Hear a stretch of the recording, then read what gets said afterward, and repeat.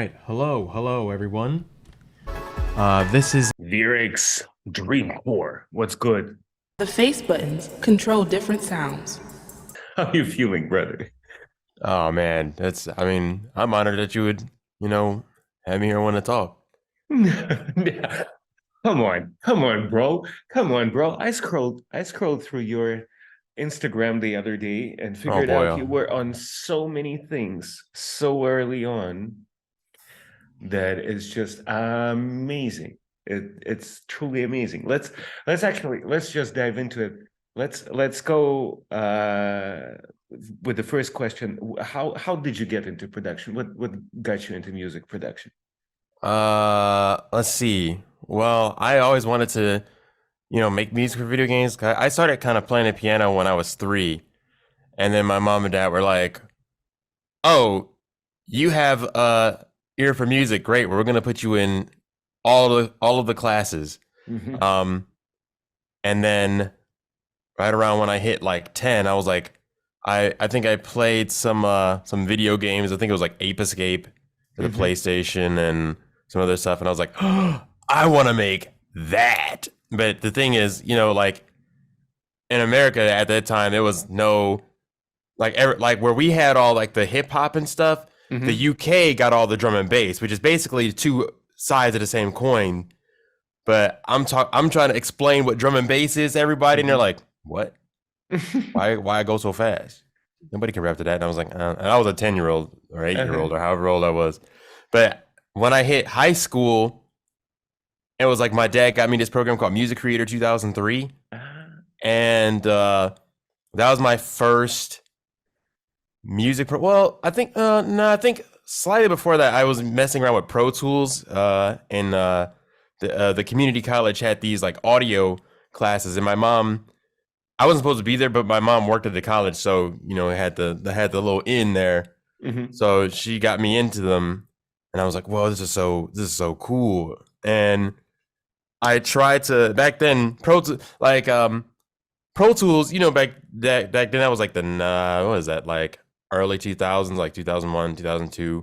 Mhm. Like you had to have all the DigiDesigns interface. I forgot what they called it, but you had to have all that stuff. So I couldn't run it on my home computer. I upgraded my computer, my mom's computer. I upgraded it to, I think it was 112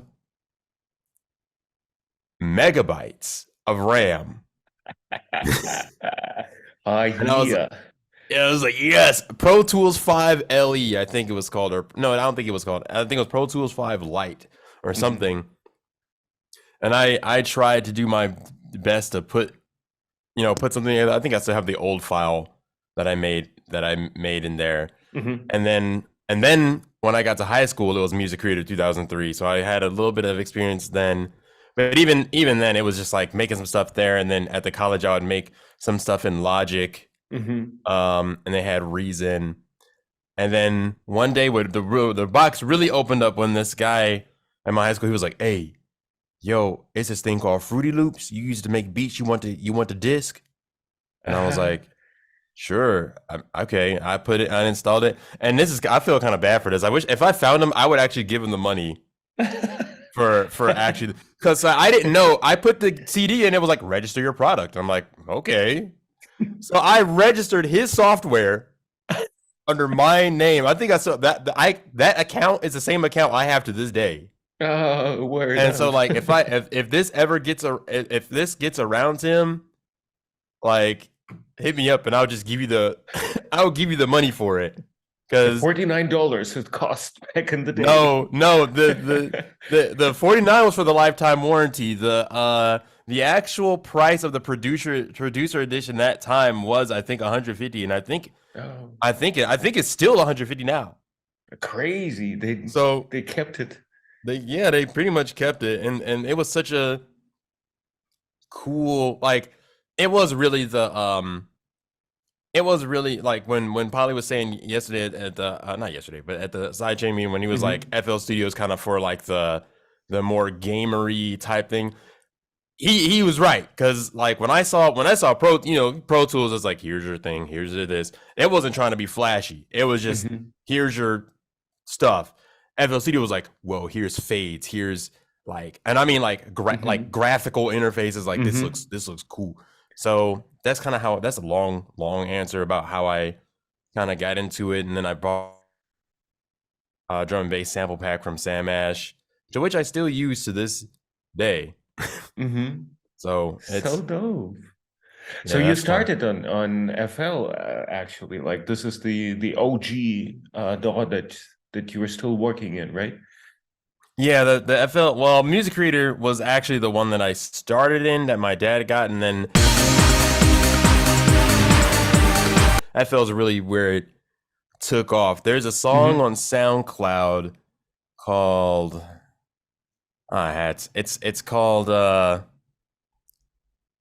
like Action something. It's like it's one of my Throwback Thursday tracks that it says it's from like 2004 or something, and that was actually made in Music Creator 2003, and it was I can send you a link to it if you really want to yeah, for sure. old loops later. But that was made in 2000 Music Creator 2003, and I think that's the, I don't know if it's the first track I made, but I had a whole set of tracks that I made just on the college campus. And it is like that. So I guess my first one was like Logic, way before, Logic X. It was like Logic back in yeah. So Interesting. How long were you working in the Music Creator? Like how long did it take? How long did it take me to like figure it out? To work to switch to FL? to FL? Well, so because the first time I was working in the DAW was at the college because I didn't have one.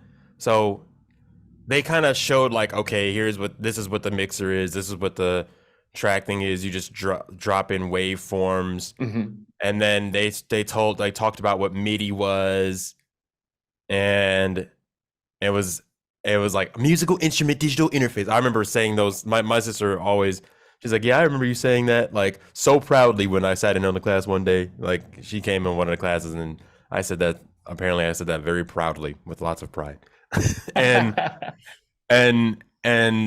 it was just so I learned a lot of it from there. So when I got Music Creator, I kind of knew like, okay, this is like the track thing.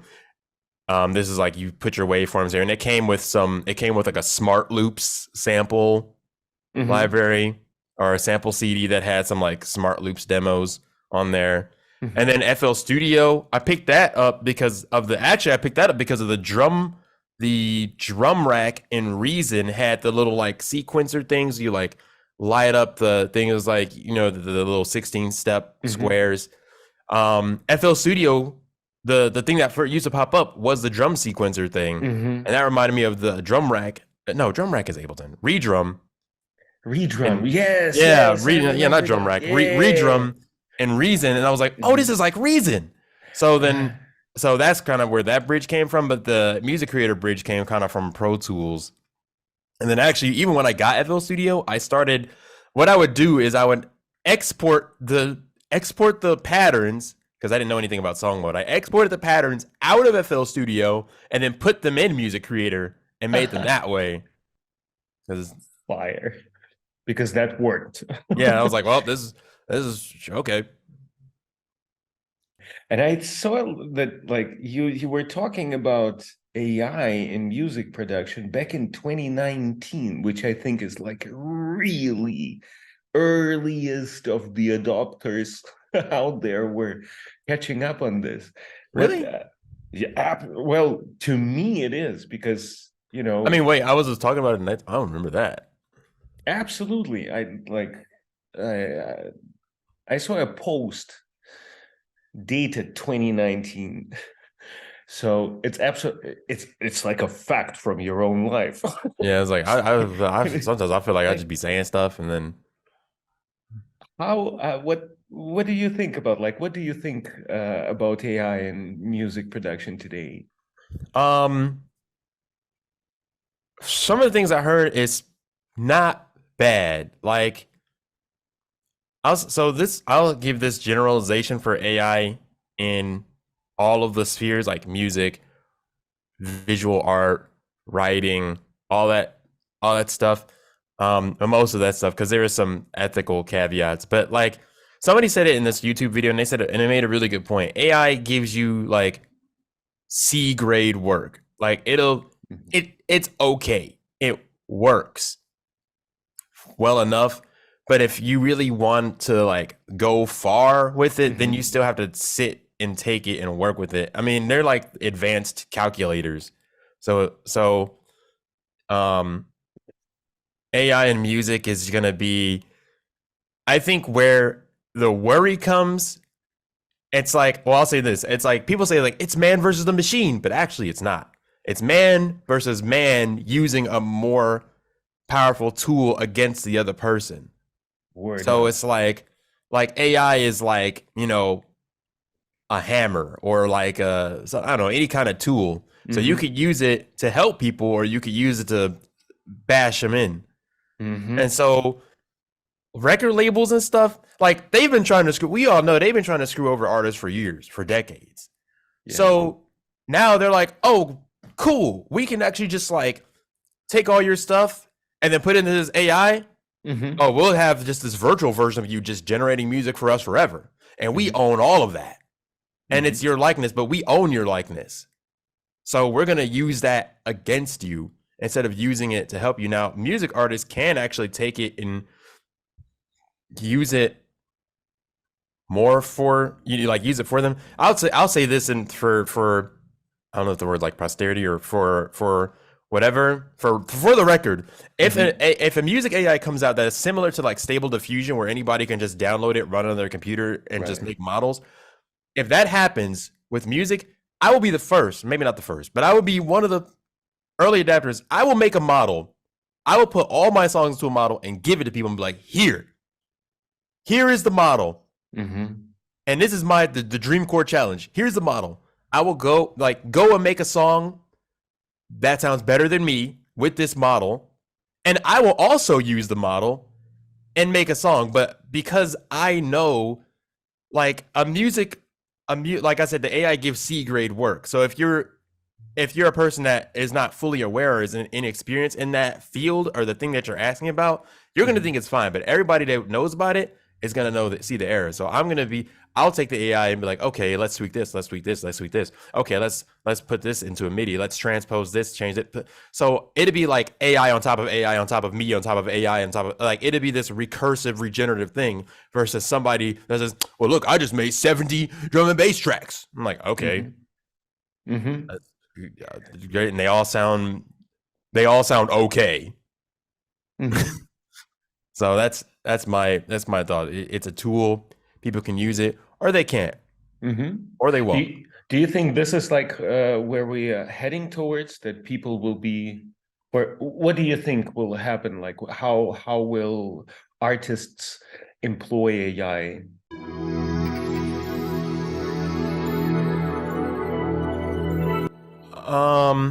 I think it can. So on the pure creative end, I think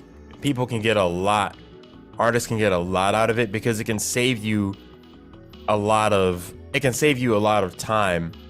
I think there's an upside and a downside, so let me not get ahead of myself. It can save people a lot of time doing like things that can slow them down. Like if your whole goal is to just make one song, then maybe you could use it for something as simple as like, finding better chord progressions, or matching the tempo to these things, or, doing really small remedial tasks that are just not fun to do. Some of it's already in use with Waves is doing it with, what's that thing called? I think it's called like Cosmos or something, where they use AI to sort your sample library. So that can be very useful. Or some of the stuff that's being put into DAWs now, that can be really useful. And that's like the low end of it. And then it can just be like, it can be used like just to speed things up, so you can get you can produce things much quicker, much more quickly. The downside, or the two downsides, one is it can become a crutch and make people kind of lazy or not as like, it's like how a lot of people stop doing math because we got calculators. What do you need to do math for? Or it's like, oh, you know what? I don't need to know how to, you know, put out a well-written letter or give a response with proper tone, because I could just have ChatGPT write a letter that sounds happy or a letter that sounds, you know, respectful but regretful or something like that. So I don't need to know. So it kind of takes, it can take the humanity out of it, and then corporations are gonna use it because they just outsource stuff. They're like, oh, it's cheaper to outsource to, you know, like a third country because it's way cheaper. Cool, we'll do that. Oh, it's even cheaper to outsource to cyberspace. Yeah, let's do that. And so I think AI can be a great helpful tool, but I also think there is a lot of like ethical things that need to be taken into account, because otherwise it can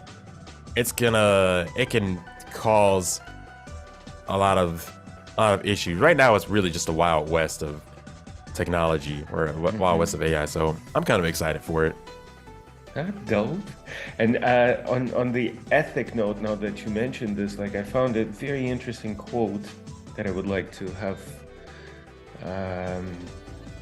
to elaborate you on. It says, you know, after thinking for a bit, I sometimes feel like some people take my kindness for granted. 1 month, I should just have a no month. That sounds like something I wrote. Well, yeah, like, I think this is a slightly different topic, but I think it is when I think the key core word there is like boundaries, because people can just be like, oh yeah, and you hear people like, oh, I'm gonna stop, you know, like they always say like, oh, everybody hates nice guys, like, or nice guys. But you know, being kind doesn't always mean saying yes to stuff, because people take advantage of that. Oh, can you come over and do this? Can I come over and do that? Can you? And it's like, you know, it should be like an equal energy flow. Like, you know, a basic idea, like humans and plants. Like the humans put out like carbon monoxide, and then the trees put out oxygen, and you know, we have this nice little trade in. But it'd be like something that just like takes up all the oxygen, but like barely gives anything back. So fire, is it?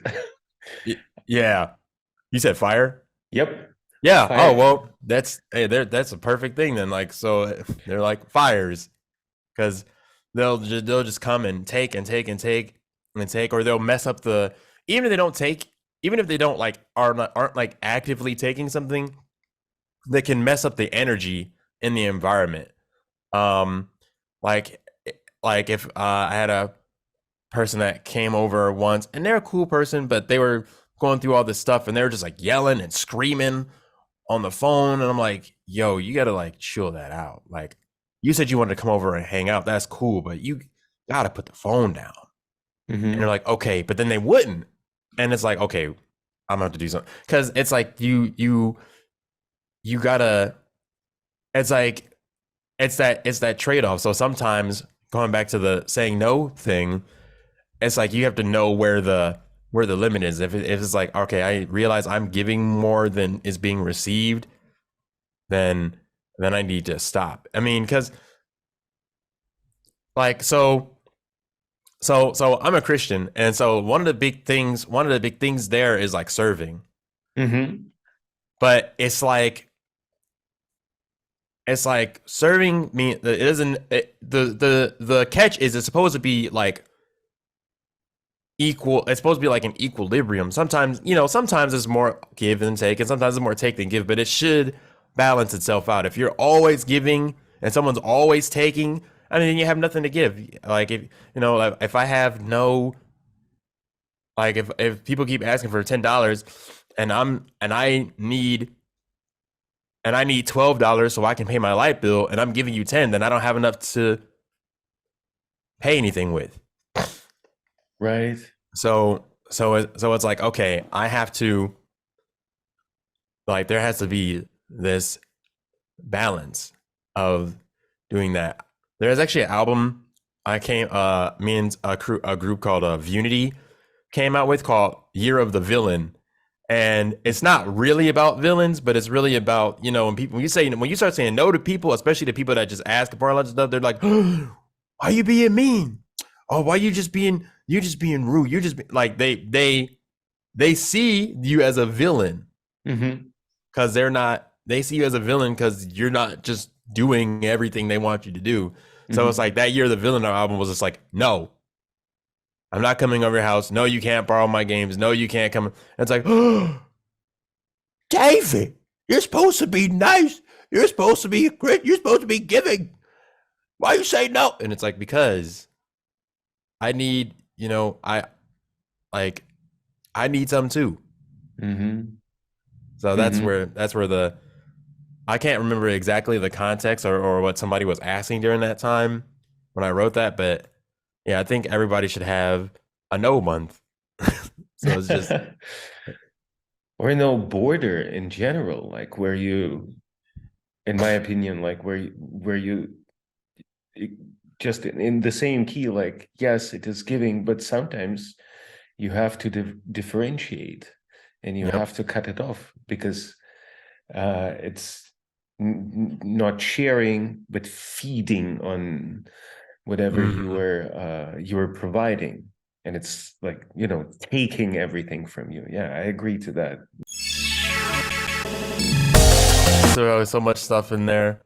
I leave one thing is like I try to be very candid and like open about stuff. So like all my Facebook stuff is, I think like 90% of it is public all the way back, I think, to this time I started using Facebook and Instagram and all that stuff.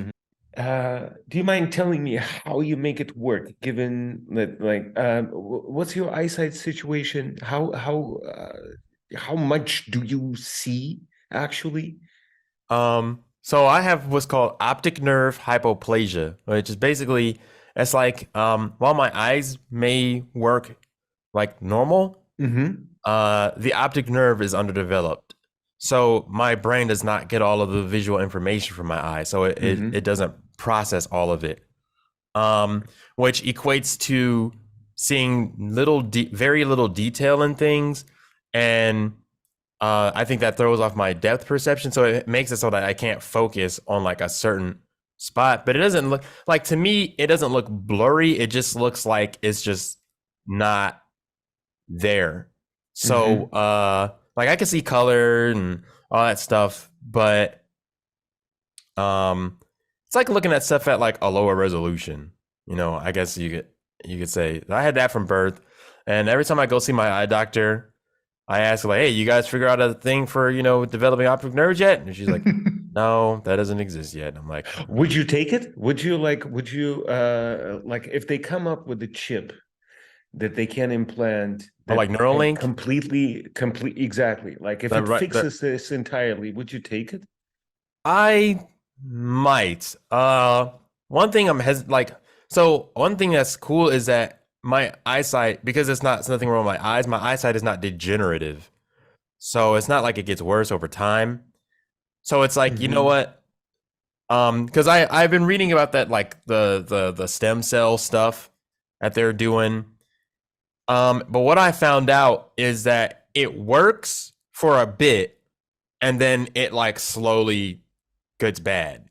And I'm like, let's see, keep my normal sight that I have for now forever, or until death, or do this stem cell thing that will have great vision for about 10 years and then it goes like worse. And I'm like, I think I'm just gonna keep what I have now, because those 10 years would be great, but then all the time after that would suck. So I think if it was like, oh yes, there's a motorcycle there. If it was like a neural thing that like wrote neurons to your brain or something, or if it was like like a 90% chance of success. See, I'll give it 90, Mhm. even 100, a 90%. Then I probably would do it. Like if we lived in like some cyberpunk universe where it's like Mhm. eye augmentations, then yeah, I'd do it. And you know, I have this question when people, I love this. I love when people ask this just to a general group of people, just for the shock value. Because I was like, would you take this thing? And I'm like, heck yeah, I'd take it. And they're like, oh, but why? And I'm like, because like you guys can go outside and you know just look at a street sign. I can't do that. There are some friends who ask like, all right, guys, if you had superpowers like like super sight or super flight or whatever, what would you do? And which one would you pick and which one would you do? And everyone's like saying like, oh, I'd have like super strength and I'd do all this stuff and I'd have flight and I'd do it. And I'm like, I'd have like super sight and I would go drive a car. Mhm. I would go to an arcade and just play like DDR or something. And they're like, well, those are all just normal things that, oh. And so it's like, yeah, like that, I kind of hit you with that, like, not really like a pity thing, but it's just like a reminder of like, yeah, that's you know, that's the thing that I'm up against. So and that kind of goes into technology, looping back around to the AI thing. Mhm. That goes into why I am an early adapter of technology because it's like, oh sweet, I can like the magnifier on Windows lets me do this. Oh, the you can hold it up and it'll read it to you. Oh, that's great. Oh, they have audio description on movies now. That's a normal thing. Oh, that's like I can actually enjoy this. Mhm. That's great. So I think that a lot of times people don't. They may not think about it, and to a degree, you know, I have eye problems. I don't have any ear problems, and so there are things that hard of hearing in the deaf community struggle with that I didn't even realize. And I'm just like, oh, okay, all right. Well, let me rethink some of these things. Mhm. Real eye opener, pun intended. Nothing is really normal. It's all like it's a Everything's in huge flux, blessing. right? It's everything's in flux, everything's in change, all you know, all the time. Mhm. And but you know, if depending on a person's environment or situation, they you know they adapt to that and they just get comfortable doing that. You know, even me here, I could get comfortable doing the stuff that I'm doing, and then it's like, oh, actually, I have to like do this now, or you know, the whole thing with like COVID and all that stuff kind of flipped things on its head for a lot of people. And it's like, oh, this is the new normal, and it's like, well, I mean, everything's always going to be the new normal because everything's just always new. But I think if we stop settling on what's supposed to be normal, Mhm. then we can embrace change more easily. Or Wise words. finding your core, finding a person's self, like their inner self, their soul, which you know connects to their spirit. That's and then when that is the core, then all the like their grounding, I guess, Mhm. then that's where the you know everything else can like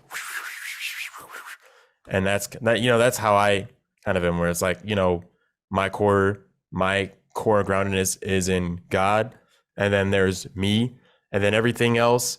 It's scary sometimes, but I'm just like, well, that's a thing now. Oh, that's not a thing anymore. That kind of sucks, you know. But you know, Mhm.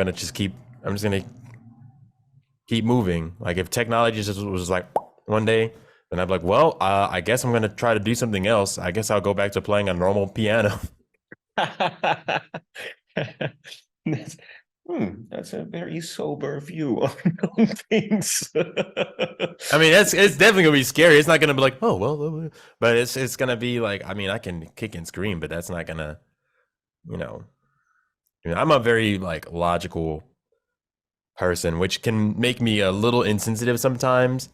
But I try to, but that's also part of like trying to realize and be compassionate towards others' emotions and all those things is important to be able to connect with other people. Do you get in the zone? Do you need to get in the zone to make music? Or Um, my process is like I don't know, it's kind of like not weird, but it's like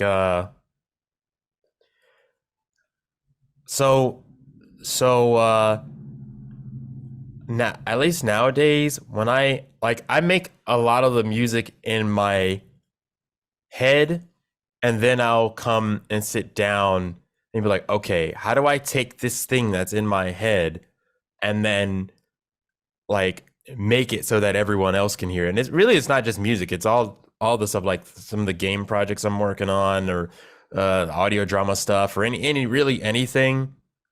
And so so I see it as like a block of ice that I am sculpting and chipping away at. So the image or the idea is already clear, or maybe it's at least somewhat clear in my head. And so I'll come and say like, okay, I want to kind of be like this, and then I'll come and sit down and take my chisel and axe and stuff and just start like chinking away. And it's like, all right, well, this, like, we'll do this and we'll do that, and start to chip away at reality itself. I'm making it sound very like spacey, but I'll explain. Like, I chip away at reality to bring this idea into our like communal reality. That sounds very spacey and cool, but what that equates to is like sometimes I'll think of the idea in my head where I'll just like hum it out, or I'll just sit down and play a piece on the piano, very sloppily, and then I'll say like, okay, this is part A, this is part B, this is part C. So that, because I do that so I don't get stuck in like the 8-bar loop problem. So I'll just play like part A, part B, part C, and now we're gonna like go over all of that with the actual instruments. And I can sometimes get stuck in like tweaking a synth for a long time, or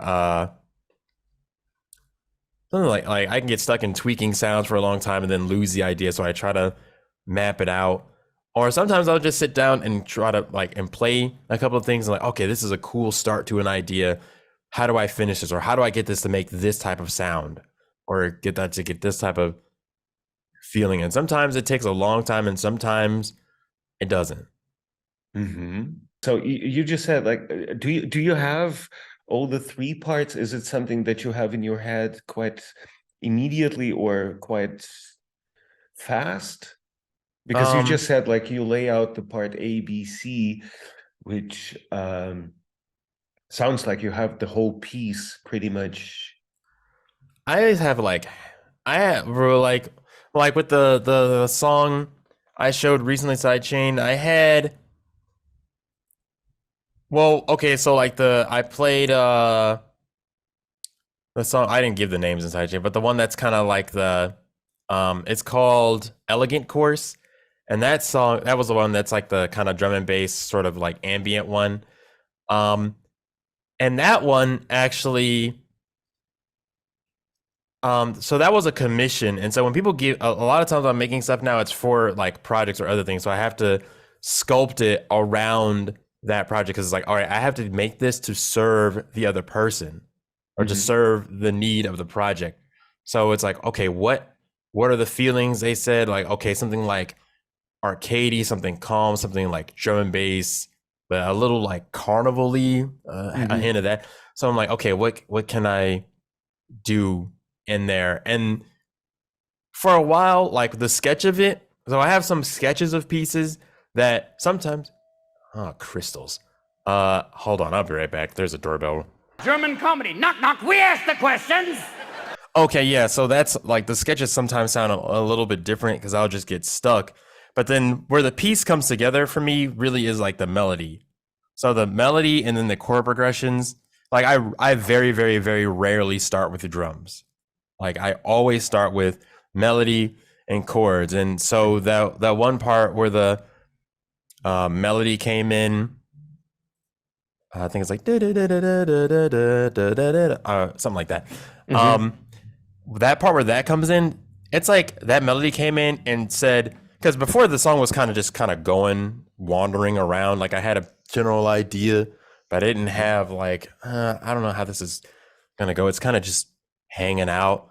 But the melody was like, all right, here's what the song's gonna do. It's gonna do this, and it's gonna do this, and then it was just gonna do this, and then we're gonna go here, and then it kind of just like the melody came over and took over because the song was in a whole different key, and then the melody was like, no, we're gonna have it be in this key. I don't know. I think of my song ideas as like little like anime girls just saying what they want to do. Beautiful. Like, I want to do this. I'm like, all right, well, do you want an accordion in there? Sure. All right. So that's a weird take. This is beautiful. I like this. And you mentioned it takes like sometimes it's fast, sometimes it's slow. Is it like wildly different? Yeah, it, like sometimes stuff I can like smaller things I can make, and like sometimes I can make something in a week, maybe even a day or two, but then sometimes it can be like a month or 2 or 3. Oh wow. Because there's just so many different things, or I just get stuck. Uh-huh. On what? Like what to do, like some like with that Elegant Core song, it stayed without the melody and stuff for a long time, and then it like after, because I didn't want to necessarily embrace the melody because I felt like I do use that chord progression a lot, but then when I did, I did embrace it, and I was like, okay, the whole song is going to be kind of like this now. Or like the other song, which was more like it's like what is it called? It's called Masters of Chaos. And that other song was actually a cover of a song from some super niche shoot 'em up Japanese game. But that song, actually, I think there's a version of it on Instagram. There's a version of it on Instagram some time back, and it had like a synthesized violin and everything, but it kind of just sat there for a bit because I still didn't know where to go with it, and it was too short. And that would be a problem with my songs. They would go out, have a good piece, and then it's like, okay, now what do I do? I have no idea what to do where this can, like, here's a transition, but it sounds very jarring, but the song is too short. I need it to be longer. And maybe songs don't always have to be long, but I felt like if it's like gonna, because that's for like a whole project, so it's like these songs need to be longer than just like a minute or like a minute and a half or maybe 2 minutes. So I had to find a way to do that. You mentioned covers, and I saw like a couple of videos where you play a sonic a sonic soundtrack thing, and then your rearrangement. Did you actually played it in by ear? Yeah, I didn't have any MIDI. Oh, you're talking about the Project Drift. Yeah, I didn't have any of the MIDI files or anything, so I just listened to the song. There are some streams I have; they're buried somewhere, but they exist on the internet.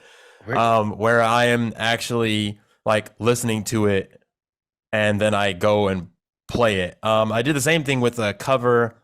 Well, it wasn't a cover; it was a rearrangement of a song from Mario 3D World, where it's like I would listen to the song and then try to recreate it like perfectly. It's like, okay, let me listen to it again. Let me listen to it again. Oh, I heard those like little tiny flutes. Let me put those in. Or so with the Sonic Drift one, it was a bit more open because it's like, okay, how would this sound in like a modern Sonic game versus like, you know, it was on 8 bits. It was on like the Game Gear. So, you know, they only had like chiptune stuff. So I was like, how would it sound in a current day type of thing? So yeah, I just played all that stuff by ear. Because I couldn't, and that came from the eyesight too. Because when I was a kid, they would put like a sheet of music in front of me and be like, "All right," and I'm like, "Well, I can't. Like, I have to like look at the screen, and then like I can't like look and play. Like, so it's like, all right, well, just play me the piece, and I'll just remember it." And I didn't realize that was like a gift or anything. I just thought like, I mean, if you can't see it, just listen to it. It's almost like a hack, right? When when you work around like the natural traits. I feel like that a lot about certain things in my life. I just pay attention to those things, how I approach stuff, simply Yep. because, you know, I'm lazy. So I would make certain things very, like, I adopt to this. I make it work in a lazy way. How can I make it efficient so that it works for That's not me as a lazy, it's lazy efficient. person? But it's like, you know what I mean? Like, it's, how can you work it for you, given that there are some, like, I don't know. Mm. Another thing is I don't like to remember things because Mhm. I trust so much into taking notes and stuff. That is my hack. I rely on notes so much that I basically detrained myself from remembering stuff. I know, like, if somebody turns off my computer and takes away my notes, I'm Uh-oh. lost. But I've started taking notes recently a lot myself. So yeah, I mean, especially when you're doing a lot of stuff, it's like a lot of different data points to remember. So it's like, okay, just like, you know, you just have like the shortcuts and mhm. then it's like, okay, that refers to that. Okay, I can't remember where it is, but I know it's written down somewhere, so I can go search it. Mm-hmm.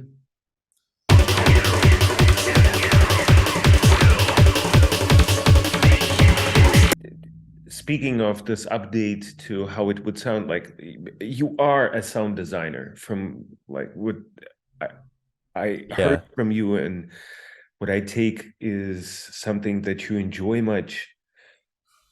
Uh, what's your favorite thing in sound design? Like, how do you switch it up, make it interesting for yourself?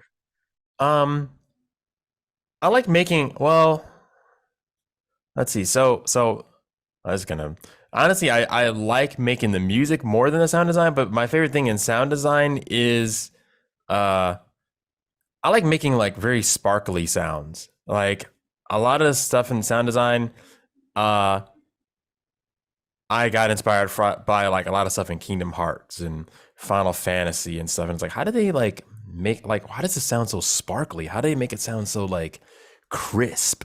And so I think I was like playing around on a keyboard one day, and then it's just like I just played this little jingle like did it. I'm like, wait, that sounds like a menu sound. Did it. I'm like, I understand. Oh, that sound design is just arpeggiations. That's a secret. That's like a sound design secret. You can have that one. Like most of that stuff is like arpeggiations and resampling and more arpeggiations and stuff. But I also like, I like when sounds work together to make something really cool and different. Like when I'm working with like right now I'm working on the sounds for this game called Law and Judgment. I think that was one of my most recent Instagram posts. It's like a Western third-person shooter about a guy named Bass Reeves, and that sound design is probably the most realistic sound design I've done. Mhm. Which goes into in this one I wasn't really I'm not in this one I'm not actually recording any of the sounds. I'm not doing a lot of like crazy synth sound design work. I'm really just placing in other people's recorded sounds. um there's a whole like pipeline for getting sounds into games, but just doing it with like synthesizers and stuff, that's also fun to experiment too, because then you see like sound design and it's like visual effects. It's like it's all lies. It's all it's all That's fake. such a Like quote. I mean, like Star Wars, you see how like I think it's like the TIE fighters in space. Like you don't hear that. Space doesn't have sound, so you Mhm. really wouldn't hear anything. Um Absolutely. or um how guns and stuff sound in movies, they don't actually sound like that, but they sound cooler in movies. Or all of the somebody gave a really good example with the way the bat sounds on Super Smash Brothers when you hit someone.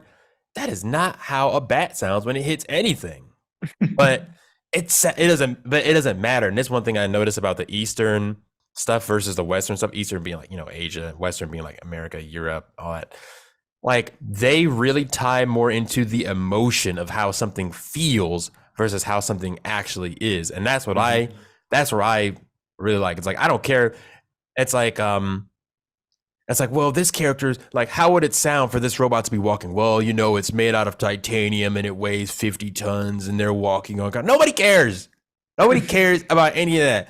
Does it sound cool? It's a freaking big robot. It's walking on rocks. It should sound like it's a sound good. It should make you feel like this is freaking cool. Like nobody cares what Cloud Strife from Final Fantasy 7. And nobody cares what his sword sounds like, or nobody cares. They do. Nobody cares what his sword's made of. Nobody cares what gloves Ryu's wearing when he punches the god in Street Fighter. Nobody cares about any of that. None of that matters. What matters is, does it sound impactful? Does it sound cool? Like, does it sound good when you do the thing, or when you're watching a movie? Okay, it's a shotgun, but like, if it's like a more realistic movie, it'll have a more realistic sound. If it's like some crazy spy action film, no, it's got to sound like it's got to sound cool, like Mission Impossible or something. Like those guns, the hero's gun always sounds different. Even if the hero and the bad guy are using the same gun, the hero's gun's got to sound cooler because he's the hero. So it's like that's kind of what I lean into, and it's like, I just got to make it sound believable. Like, what's it sound like when a 50-pound cake smashes into a giant air balloon? I mean, nobody knows because that never happened. But for this particular shot, it's happening. So it's like, well, I mean, cake's kind of a squishy thing, and then the air balloon's kind of like a big, I don't know, bouncy thing. So it probably, I mean, really, it probably wouldn't sound, I don't know what it sound like, but I'd make you believe I did.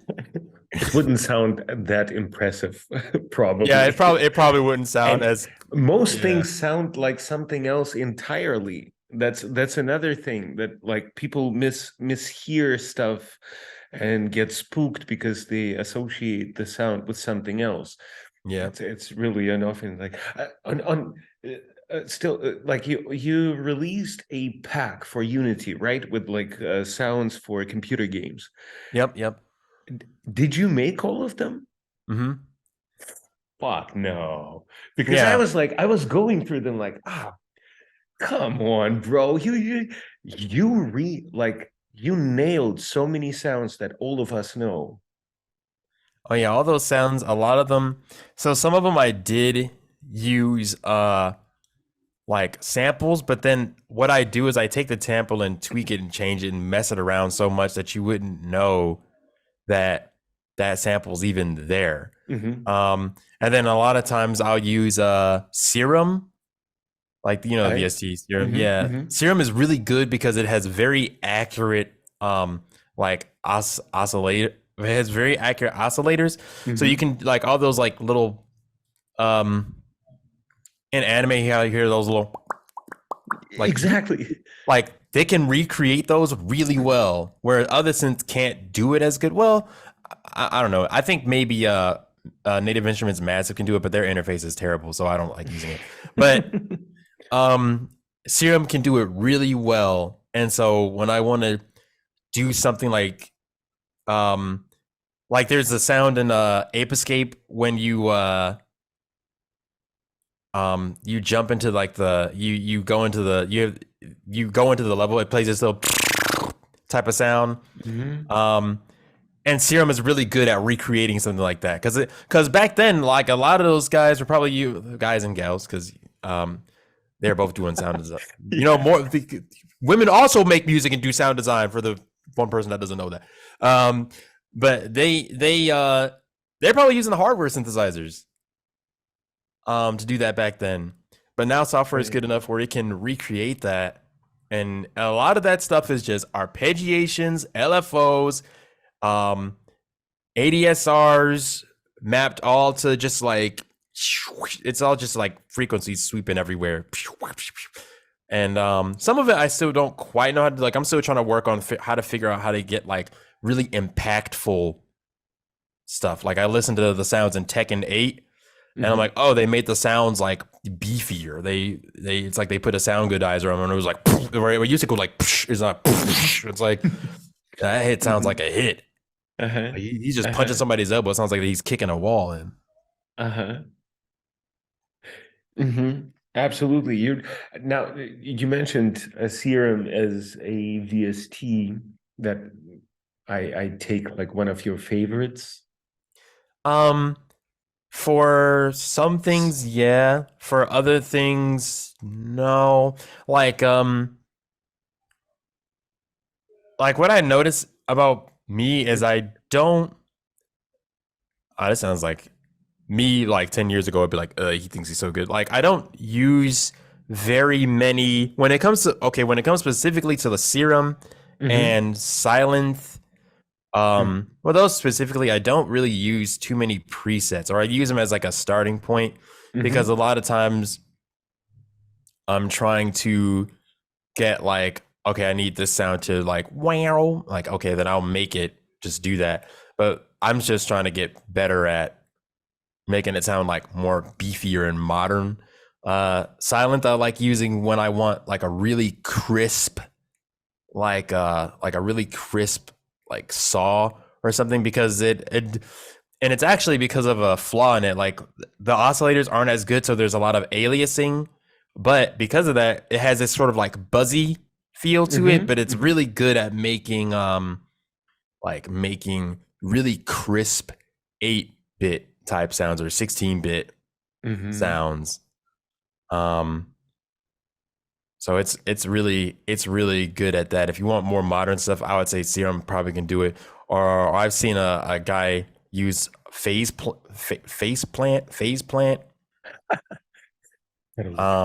But I don't have phase plant. I have Serum and I have. What's the oddest VST that you have and use regularly? The oddest one that I use well, regularly. Regularly, I don't really use too many like crazy ones. The oddest one that I've used, or the oddest in your collection. Oh no, there was this one I really loved, but they had never made a 64-bit version of it, so I can't use it anymore. It's called Mr. Alias 2, and Mr. Alias 2 is just like, it just makes terrible noises. It doesn't do anything else.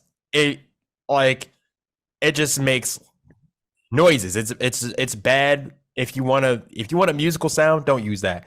But it just makes like every key is just a different messed up sounding broken piece of machinery, but it's super good. Well, I like using it for some stuff for sound design, or what did I use in that Elegant Course song? It's got these like computer sounds at the beginning, and I really wish, I forgot what I did to make those, but I really wish I could have used Mr. Alias 2, because that's its only purpose, is to just make bad noises, but it's so useful in the right things. I think another one I liked using is S-Layer, which is actually a reactor ensemble. So like, Native Instruments reactor. S-Layer is really cool because what it does, you know what? They should come up with like an AI for this. That what it does is it takes, now that'd be actually really wild if they did that. Okay, so my mind's going on a tangent. So basically what it does is you can put a bunch of sounds into it, and then it just randomly mangles them up and spits something else out. And that's really useful for like, it's like, I don't know what to make. Like, I need to make this sword sound interesting, or I need to make like an interesting sci-fi gun. How do I make it not sound like every other sci-fi gun? How do I make it not sound like, everything else? So it's like, you just put some stuff in there, and then it'll just spit something out.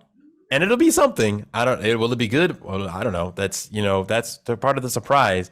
But then you can just, sample that and then put it into something else and do some wild and crazy stuff with it, and like a sampler plugin. And then you could just do that, put that in an arpeggiator, put some effects, reverse that, sample that, put that in an arpeggiator, play it like 5 of them at one time at different pitches, do that, and then you just do it over and over and over and over and over, and then you have something completely different, and it's like now it's a spaceship engine. Yeah, that's dope. What would you call your VST? My VST? What would be the ViriX VST? Oh wait, like, do you mean like the one I use or the one that if I were to make one? The one, if you would make one. Again, bouncing off a post of how would you name a sandwich? Oh, if I had a VST, gee, you know, because I never thought about making a VST. I'd probably be pretentious and call it something like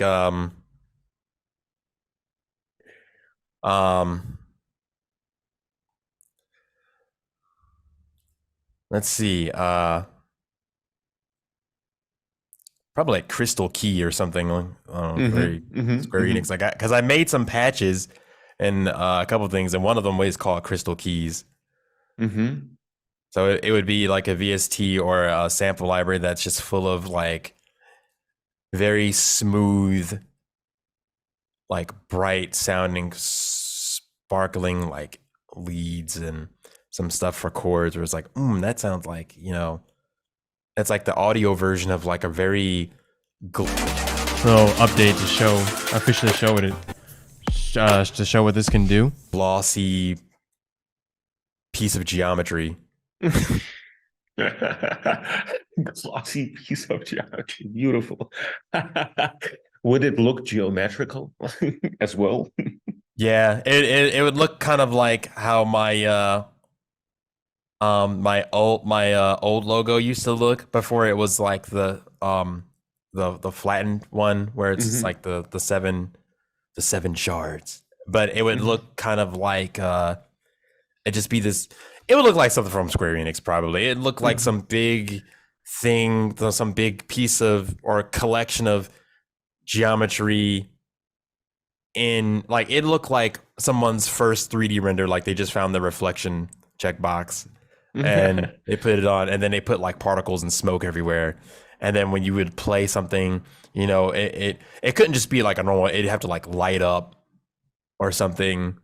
I would definitely be the FL Studio person of plugins, which is why I'm going to start to make games and not plugins.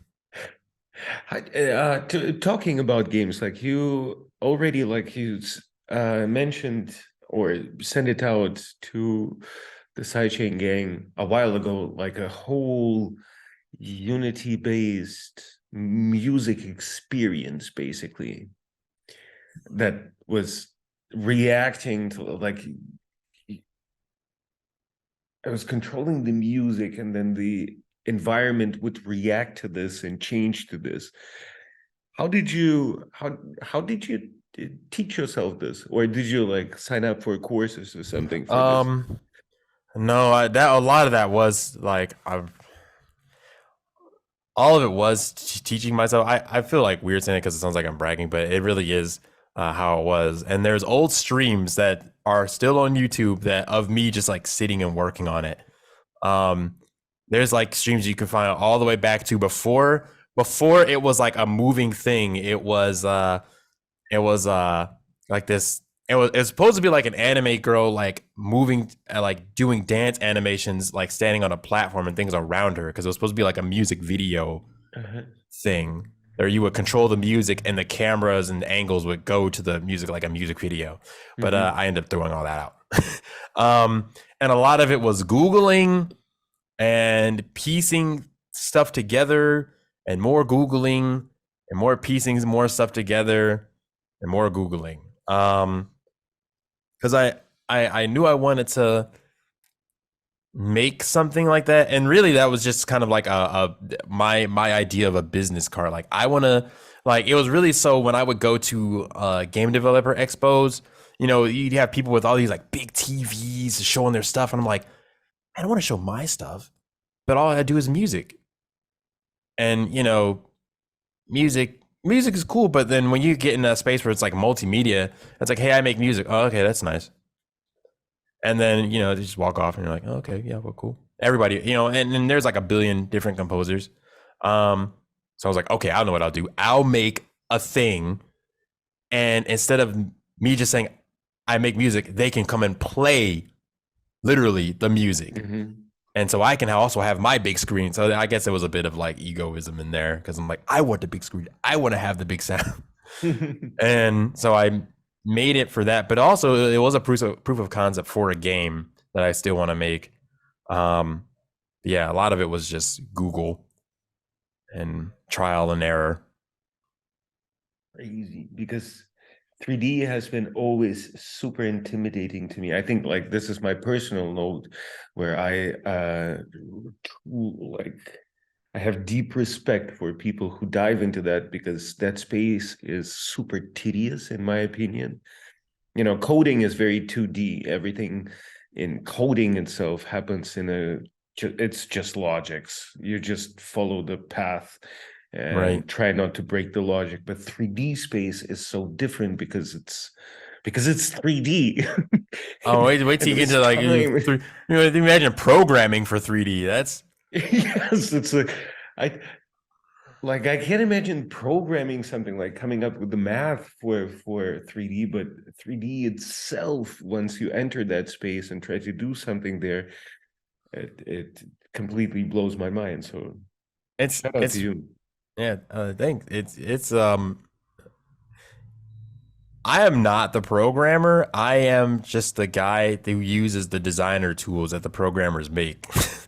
So it's like, and that's another thing. Like I stayed out of Visual Studio as much as possible, but I still ended up going in there to like write scripts for the visual programming tool that I was using, because they wouldn't have nodes for certain things. So I had to find out how to write them.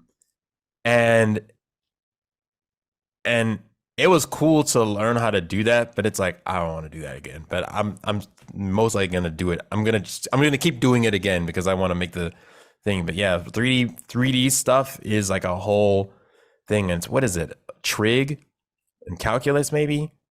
No, not so much calculus, but a lot of like trig and algebra is where you get into that. And I say that not. I think my highest class was like maybe like did I even take algebra 2? I don't know. I can't remember. I just know I look up the things to do the things that I want to do. And then it's like, I go from there. It's like, but do you actually know how OpenGL renders these polygons? No. I just know I want the sphere to light up when I push the button. So I look up just enough so to do that. And then it's like, great, we're done. Next part. That's so my vibes. This is exactly how I approach life in general. What's the quickest, easiest way? Right. And that's actually kind of bad though, because it's like going back to that project. I still open that project up sometimes, but you know that's how you get a lot of like sloppy implementation, because it's like, oh, you probably shouldn't like do it like that, because you know when you start making like games to be put on like PlayStation and Xbox, it's like, oh, you got to look at draw calls and like culling, and you know like your shaders take that one shader when you render it on all those buildings, it's actually like 60 different draw calls for every building. I actually ran into that, so I ended up like, there's a part where the sky is like panning, it's like moving from like left to right, and then I wanted it to like crossfade into another sky, and it's like, oh, I had to write like I had to modify a skybox shader to do that, and it's like all this stuff. I'm like, oh, why can't it just do it? Why can't it just work? But you know, AI for the win, in my opinion. Like, right? See, and that's something where it's like, okay, I need a shader to do this, this, and this, and the AI be like, okay, here you go. And ChatGPT can almost do that. It can almost. Yo, I actually want to actually go in, and I'm gonna have to go try that. Like, write me a HLSL shader in Unity, or I can put in a panning sky text, or I can put in a panning texture that is unlit, and I can crossfade between that texture and another texture. There needs to be like, and just describe it, and then just take all the code, throw it into Visual Studio and see if it'll actually generate me a shader. I would actually love to have AI as a plugin, so to speak. So whenever I'm working in wherever I'm working, so that the context is already given, so that I don't have to explain like, well, I need this in this language and this. I am currently working in this. Hey, yo, I need this algorithm or I need this to happen. And then it just does in the context. So it's like very context aware, even without having to describe this. This is like my personal dream where I went, almost like the Siri on the Mac. Siri is super stupid, but I wanted to just have like a shortcut, a key Large language shortcut. model Siri would be, hold on, let's see. There actually is something in GitHub has an AI like that. No way. For the coding. Coding. Yeah, let me see. I think it's called GPT-2 code for the I think it's called like Code Pilot or Code Assistant. Oh, right. Copilot or Code Pilot. You're right. Yeah. Absolutely. That's the way. That's like every app needs this. It needs to be like a context-aware app that is just like, I got you. Like code, people are like, coders are going to be put out of business. And it's like, well, maybe, yeah, but no, because if it's like me, I'm not a programmer. Some friends think I am, but I'm much more of a designer than a program. Like, so it's like me, I'm not a programmer. So I'll just take the code that it gives me, slap it in and be like, well, it works. And then like a programmer who knows what they're doing will come in and look and be like, oh no, this is all, yeah, it works, but it's very not good. If you want to try to deploy this on these devices, it's not going to go well. Or if you want to try to, and see, that's why it's a C grade answer. Like I wouldn't know, but a programmer would. Just like with music, some random person is like, I just want like a pop song. They like be taken and be like, yeah, that's good. And I'm like, nah, man, that's lame. I mean, it's fine. Yeah. It's fine, but it's not, great. It's lacking the spark. It's lacking direction. It's lacking like the extra sprinkles. I get this. Yep. That human touch. Exactly. Like the randomness of our ideas are pretty much unparalleled, and this is something that we can take to the next level with those tools, just as you said. Like again, this is just my opinion as well. That's how I see it. We definitely agree on that point. Like 2 plus 2 equals 2 plus 2 equaling 4 on its own means nothing. Exactly. Like, yeah, you can solve all math problems.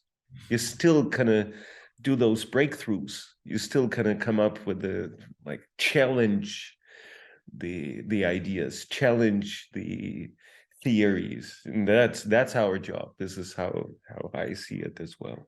Yeah. So we talked about VSTs. We talked about some of the techniques that you use, like replaying certain things. Like, what would be the newest technique, like musical technique that you picked up, or something that you just recently started implementing? One of the recent things I started doing is more actively practicing, actually practicing piano. Because I was always said for a long time, and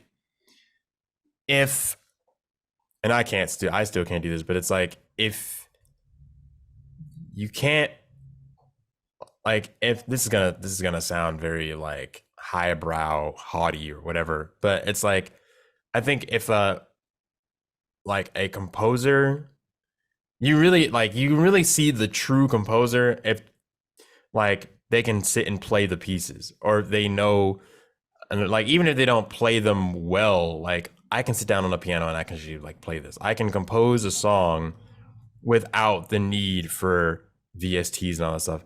Well, I guess that's not a new thing, but the new thing in that is that I have started practicing more unique chords, so I can actually give more interesting compositions.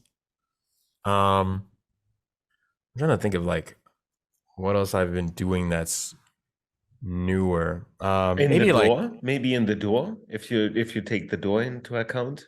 yeah, like I'm trying to think of some things that uh I've done that's newer. I think one of the things is I try to pay more attention to some mixing stuff.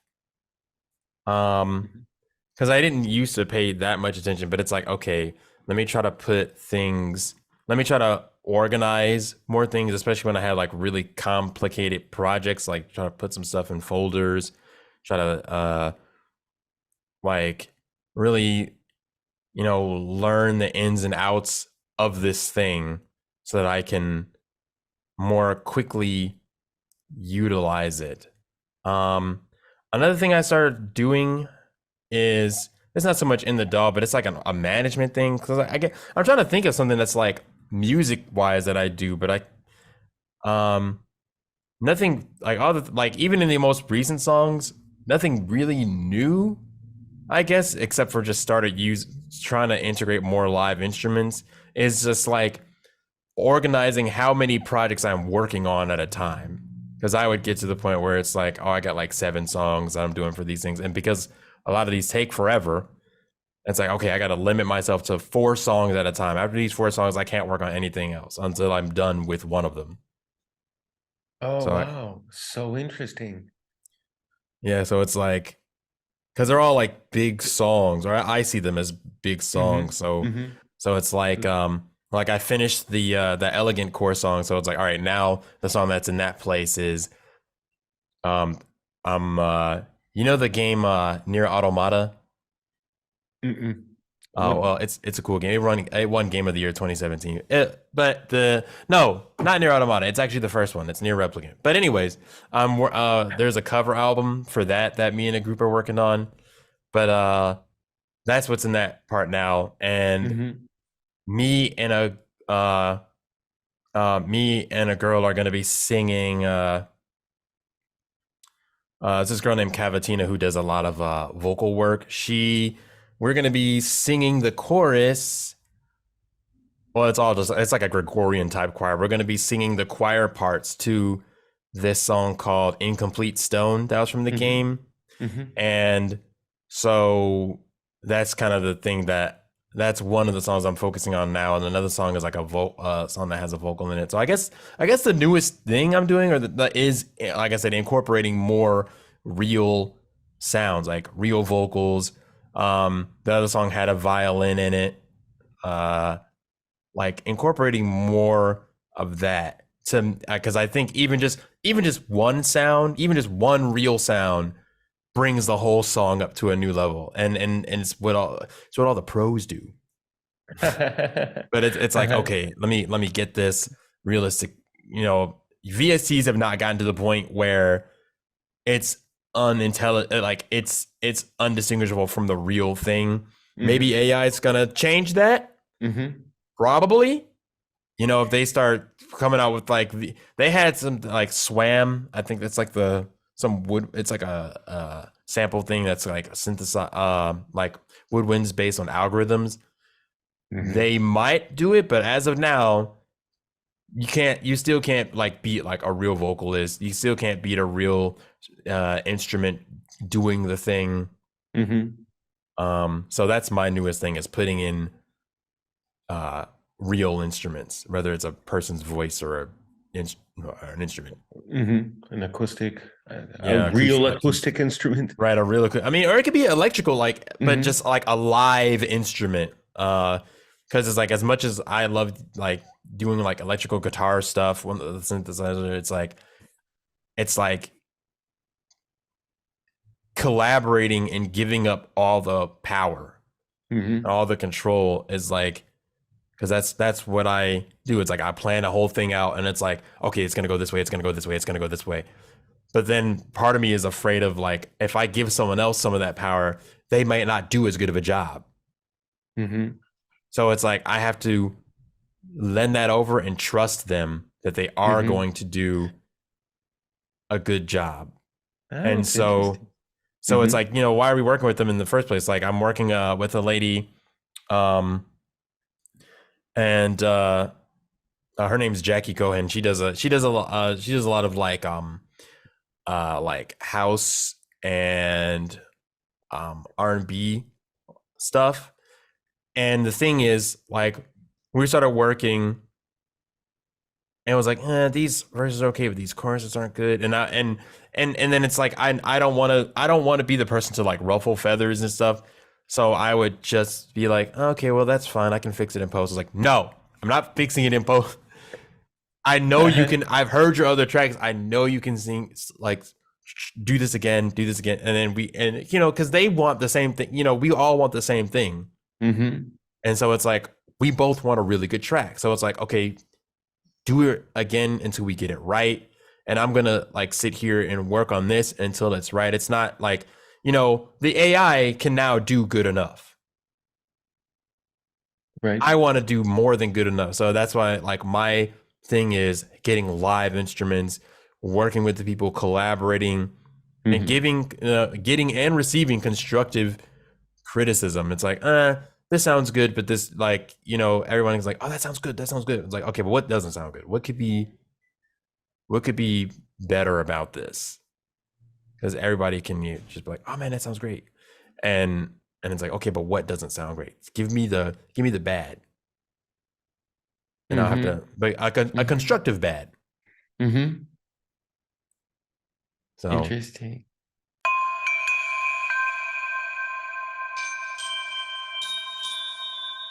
Do you deal with beat blocks or like creative blocks in general? oh yeah, sometimes that's why some of the songs, they kind of just sit and they just sit there. Like I had some songs that I've had in dreams that I've made, and I make them and I'm like, oh, this sounds so cool. I have no idea what to do with it. It's just gonna sit here on the hard drive now. And some of them I never release. They just sit there on the computer. And then they, if sometimes it'll be like somebody will say like, hey, I have this game with this idea in it. And I'll be like, oh, you know what? I actually have a sketch for a song that I made 6 years ago. Do you want me to do something with that? And I'll send it to him and I'll be like, yeah. Or they'll be like, nah. And so, yeah, I have some creative blocks. And I guess like the way, like going back to the really weird anime girl idea take, it's like, I sit down with a song, I'm like, okay, what's happening here? And they're like, nothing. I think I'm done. And I'm like, okay, well then we're done. I'm gonna export. I'll do a bit of mixing. I'll export it, and that'll be the song. And that'll be, and it's like maybe it'll come back later and be like, actually, I could do all these different things. But it's like, you know what? That's it. That's the song. Are you saying that closing off is your remedy to this particular problem? That you just like finish this and if it's like beat block on a specific song, then yeah, like I'll just leave it alone. But if it's for like a client or for a project, and then it's like, okay, if they're like, I'm done, I'm like, no. This is for you're for a project. You can't be just 30 seconds long. Then I'll go and ask around for some suggestions, or I might make it a collab. Or if it's enough time, I might just let it sit for a while and then just not listen to it. And then sometimes I'll like run it in my head, because I feel that I have a pretty good mind's ear. So I can imagine like all the different sounds. So it's like, okay, the song goes like, and I'm like, okay, what's happening after that? Like, so I'll get up from the computer, go do something else, maybe for a day, maybe for a week, maybe for a month. And I'm like, and I'm like, oh wait, okay, that's a kind of a bridge. And it's like, how can I change it from that? Like, and it's like, oh, and let's try something else. Like iterate. And it's like, oh wait, this sounds good. All right, I'm not at the computer. Let me do a voice memo. Or it's like, this, let me come back and try this, and I have to make sure I don't forget the idea, because sometimes I will, and I hate when that happens. So super interesting. let it alone. And I also just remembered like what I was going to ask you. One question back is how did you enter the gaming industry since you wanted to make games and soundtracks for games? Like how did you find your vector? How did you attack this endeavor? Yeah. So when I it's gonna be like a meme sound. Yeah. When I was first back in high school, I started back after I got the drum and bass sample pack. I started making all these like random tracks, and I'm like, oh man, it'd be cool if these were in games. And then they sat on. I put some on Acid Planet, which was Sony's Acid Loop site, which is like their music remix site before it went down. Mm-hmm. And some of it's actually on Newgrounds as well. And other than that, they kind of just sat on my computer. Years and years later, somebody was talking about well, that kind of goes into how I started making games, so I'll jump over that one. There is a group here called Cleveland Game Devs, and I was a part of the Facebook group for like a long time. I think I was part of the Facebook group starting in maybe 2010, 2011, but I think around 2013, I was like, you know what? Maybe it was like 2014. They had a meetup and I was like, you know what? I'm just going to go. I'm going to go to the group and just take a leap and just say hi. So I went, and it was some cool guy. Like, it was so cool about the game dev groups, and a lot of it's really like it really is like Sidechain. Like, a lot of the game dev groups I'm a part of are like Sidechain, but for games. And so it's like you just get people from all walks of life that are just interested in game making or game writing, or in some form. It might not always be programmers. It might be, you get people like all over the board. Some people are just, it was just interesting, or some people are just, they've been in it for a year. So I started, just connecting and talking to that group. And then they had game jams. And the first game I made, actually the first game I made was like in 2015. I think it was called like Flip Switch or something. Ironically, I made no music for it or sounds. And yeah, because I was just too busy like working on the game. And game jams, you have 48 hours to make the game, and then it's done. So it's like a hackathon, but for video games. But for the other game jams, I would just be like, hey, if somebody would just want some music for their games, just let me know, because it's a game jam. There's no, it's no pressure or anything. It's just, oh, we're making a game where you throw pies at people. Okay, well, you want some cool music with that? Oh, sure. And so I just like whip up a quick pie throwing song of whatever it happens to be, and then I actually have some of my global game jam stuff on SoundCloud and Bandcamp. And it's just those are songs that I just made like right on the spot there at the event, because I just took my computer with me, or the laptop with me, not the big desktop, not my MacBook, because I didn't have that then, just like an older laptop, just using stuff to make the game music. And then at one of the game jams, there's a guy named Max Krieger who now he's running a channel called Aqua Lounge. It looks at a bunch of like older like retro games, but it's like games from like the year 2000s and late 90s and stuff. And he was like, hey, I saw your sound effects pack on the Unity Asset Store, because I had started like looking into like some game development stuff and put some sounds on there. And he was like, do you do, like, I've seen some of your stuff. You look like you like a lot of like the drum and bass Ape Escape type stuff. Do you have some of that music? Because I'm making this game called Crossnick. And I was like, yeah. And the funny part about that is by this time it's like 2017. So it's like I had been going to the game jams for a while. And I think I'd done like 1 or 2 commissions randomly online, but really this is kind of where I kind of took off, because it's like at that point it was like I was trying to conform to the more modern type of like, you know, cinematic you know, stuff. And the Ape Escape, the drum and bass stuff, I kind of stopped making. I kind of stopped making it for a good minute. And when he asked for that, I was like, I mean, I got some stuff from like high school. Like, so way back when I bought that drum and bass sample CD back in high school, I sent him some of that stuff that's just kind of been languishing on my computer hard drive, various computer hard drives, because I switched different computers at this point, and some stuff sitting on Newgrounds and things like that. And he's like, okay, yeah, that sounds, you know, some of this stuff sounds really good. I can commission you to make some more music for the Crossnick Plus, which I'm going to be releasing on the computer and on Nintendo Switch.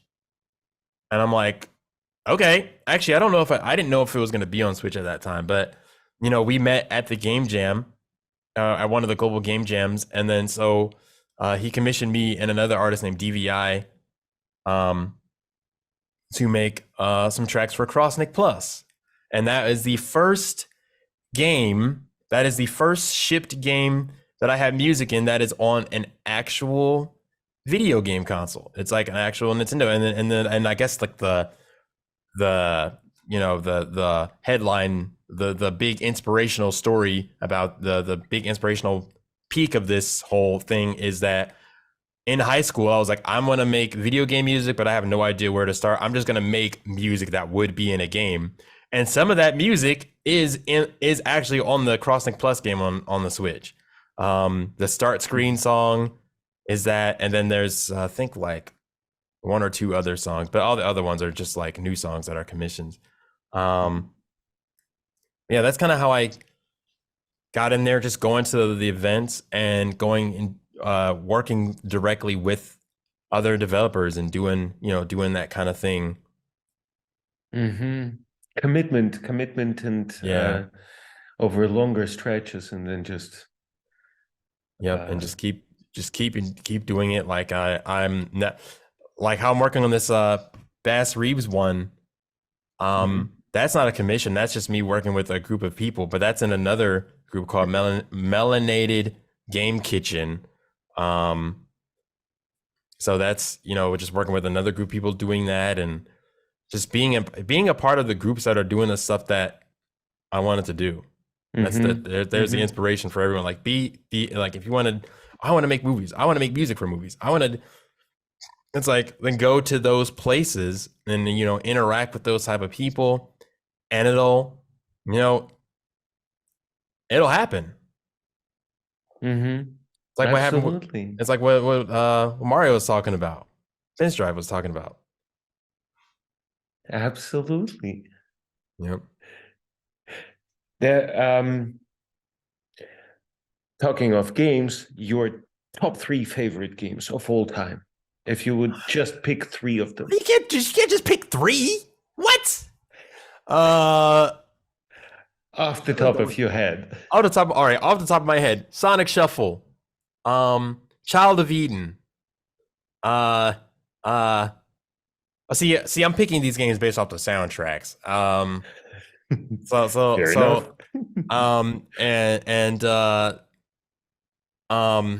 Hats. See, I just thought of like 2 more popped in, but I'll say, but okay, if it's based off gameplay, then Amplitude.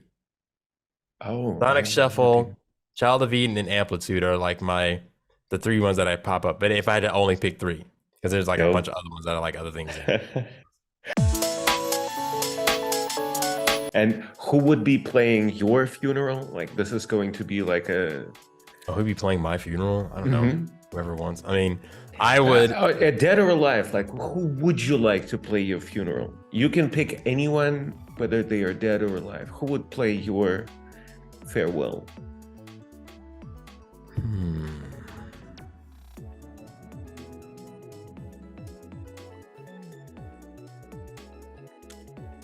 Let me see some artists I can toss out.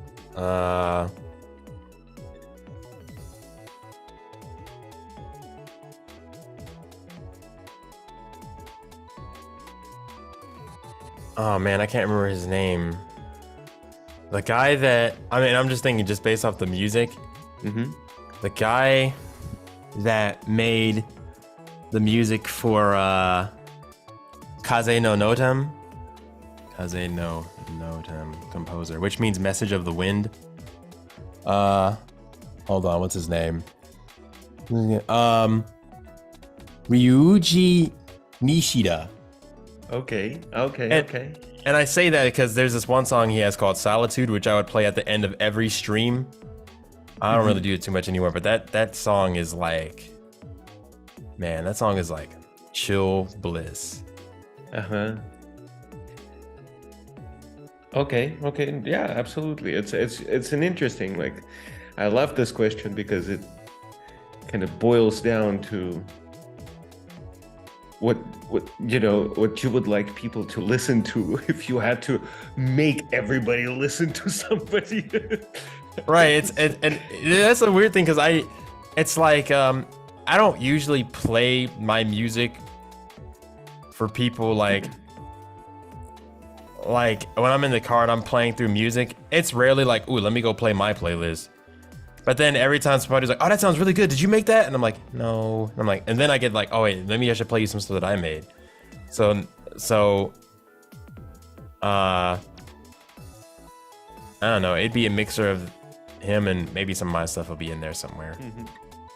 You had a super interesting one quote that I really digged was, it said, support your friends. Don't ask for free stuff, pay for it. Go to their shows, be the first to buy their products and promote their ideas. Which I could sign this entirely. Yep. And that was a copy paste quote, but I agree, so I copied. And what would you like other people to do more or embrace more? I think it's like, I guess really kind of what the post says is like just really being aware and looking at more of like the indie stuff and supporting, like people that they know. Because I have a lot of my friends who like, like we all like Sonic, we like the music. Like I have a lot of my friends that are like listen to video game music and stuff. And then I'll be like, hey, if you like this Sonic music, you should check out this composer. And they'll be like, whatever. And it's like, wait, what do you mean whatever? Like they don't say whatever. They'll just be like, oh, okay. But let me, or it's like, oh, yo, check this out. This is this cool artist. That's cool. Oh, but did you see that new Pokemon theme though? I'm like, yeah, but like, look, like there's more outside of that. Like, and it's like me, myself, like I make this type of music as well, not to like, brag on me, but it's like, if you like that stuff, you might like some of the stuff that I make.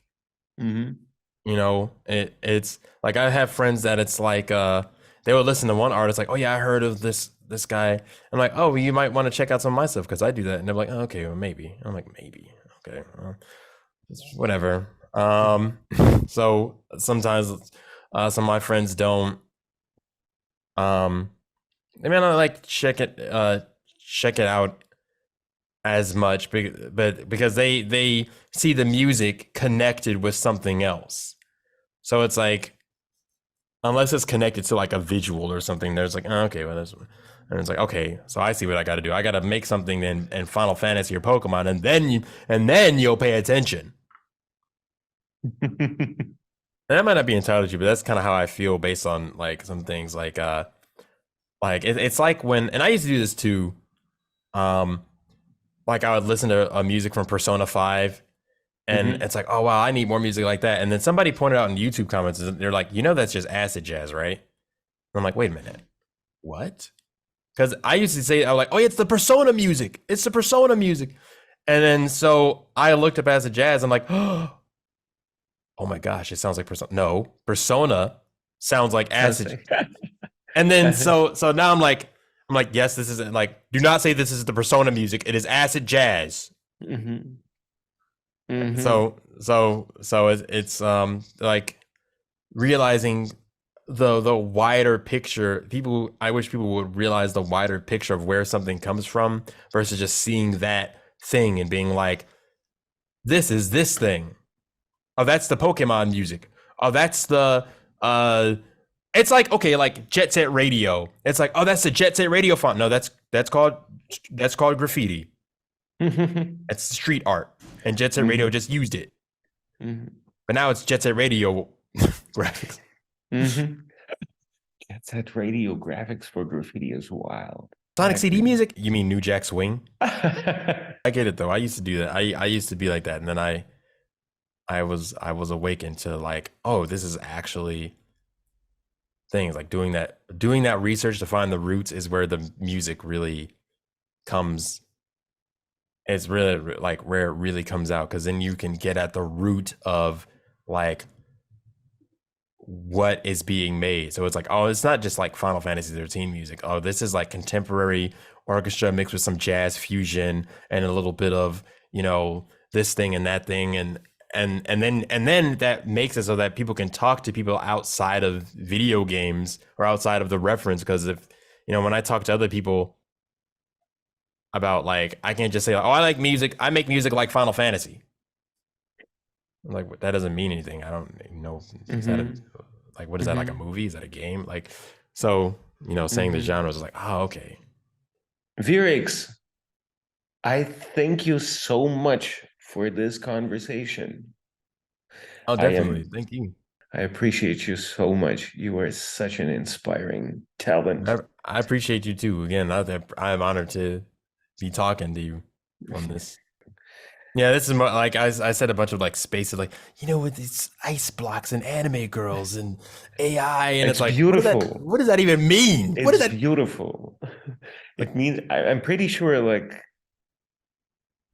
if you pay attention, if you listen, it all makes sense, and it's like a beautiful.